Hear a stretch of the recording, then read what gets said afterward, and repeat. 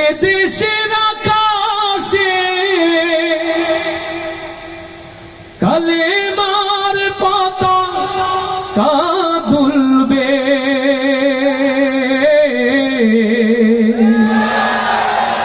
সেদিন সবাই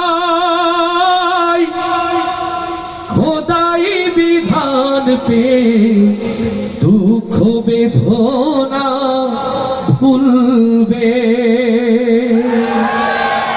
আমরা ৭১ দেখিনি, আমরা দেখিনি ৫২, ৬২, ৬৯, কিন্তু আমরা ২০২৪ দেখেছি। সাইদ মুগ্ধের মতো করে যারা বাংলাদেশের মানুষের ঘরে ঘরে শান্তি পৌঁছানোর জন্য বুকের তপ্ত খুন ঢেলে নতুন করে বাংলাদেশের মানচিত্র তৈরি করলো, এই দেশের স্বাধীনতা সার্বভৌমত্ব টিকে রাখার জন্য, এই জমিনে আল্লাহর দ্বীনকে জিন্দা রাখার জন্য, সুনীল আসমান জুড়ে কালেমার পতাকা উড়ানোর জন্য সাইদ মুগ্ধর মতো করে যদি রক্ত দিতে হয়, ও ভোলার যুবক প্রস্তুত আছে কারা কারা সেই হাতগুলো দেখতে চায়।